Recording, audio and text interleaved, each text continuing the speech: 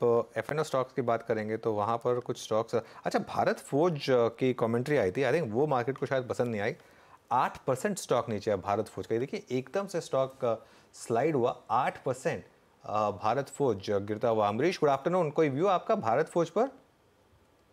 Bharat force पे मैं बोलूंगा कि ये मैनेजमेंट कमेंट्री क्योंकि थोड़ी बहुत नेगेटिव आई है। आई थिंक इट्स अपॉर्चुनिटी, क्योंकि जिस हिसाब से हम लोग देखेंगे, I mean the class 8 trucks का जो डिमांड आने वाला है आगे जाके भी, and at the same time जो डिफेंस ऑर्डर्स इनके पास है, I think all that should play out in the next 2 to 3 years। तो मैं बोलूंगा कि like in fact if we see another 4-5% fall यहाँ से, तो श्योरली लेना चाहिए। हम्म, मैं देख रहा था कुछ और रीजंस हैं क्या जो भारत फूड गिरा अपार्ट फ्रॉम नंबर्स और कमेंट्री, लेकिन खैर स्टॉक में अच्छी खासी गिरावट है इस समय। और आई थिंक वो स्टेटमेंट जो है वो अभी अभी कुछ टाइम पहले 2:07 पर आई थी, उसके बाद ही ये स्टॉक गिरना शुरू हुआ। और मैं थोड़ा सा देख रहा था, हाँ वो पूरी की पूरी उन्होंने मैनेजमेंट कमेंट्री जो है बाबा कल्याणी की, हाँ ये देखिए क्या कह रहे हैं ये। We expect the growth momentum moderate in both domestic and export market across industries.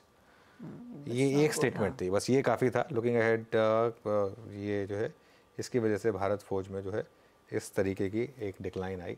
और ये देखिए स्टॉक इस समय गावा सर, टेक्निकली आप ट्रैक करते हैं स्टॉक को, भारत फौज क्या व्यू रहेगा? इनफैक्ट मुझे भारत फोर्ज अच्छा लग रहा था, लेकिन जो पैटर्न बना है उसके हिसाब से जो आज का बार बना है, it has taken care of 7 और 8 बार्स, उसको एंगल्फ कर लिया है। तो बेरिश पैटर्न है, ट्रेड कर रहा है 1214 पर। पॉसिबल है कि लो लेवल देखे शायद 1000 के आसपास, 1050 के आसपास जाने की संभावना है तो वीक शो, और लगता है वहां स्लाइड होने की संभावना पूरी है। भारत फोर्ज अगर किसी को अब भी शॉर्ट करना है कर सकते हैं। 1260 का स्टॉप अगर चले तो मेरे ख्याल से पैसा बनता है on the down side Bharat forge. Okay, फिलहाल आपके लिए भारत फोर्ज जो भारी पड़ रहा है वो स्टेटमेंट 8% का नुकसान 1210 के आसपास इस समय ट्रेड आता हुआ। अमरीश, ये इनफैक्ट एक ऑटो एंसिलरी की तरफ से अपडेट है, और यही अगर बाकी पियर्स की तरफ से भी इंफॉर्मेशन आती है ऐसी, तो मामला फिर गड़बड़ा सकता है। Absolutely. I think for a quarter or two, though, surely, I mean, we could see some sort of, lower volumes and lower demand.